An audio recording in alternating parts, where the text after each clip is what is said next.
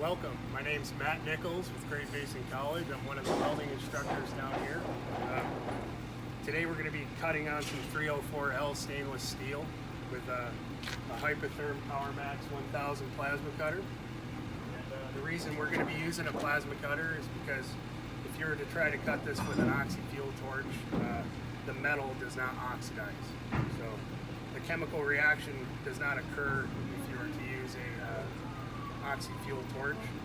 And another tip is going to be to cut straight lines using a piece of angle iron for a fence. So we have this angle iron here set up, and I'll go ahead and make some cuts for you. Show you how that happens.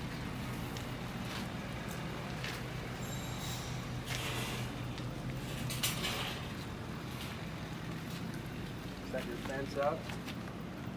We're going to use that as a guide to cut a straight line.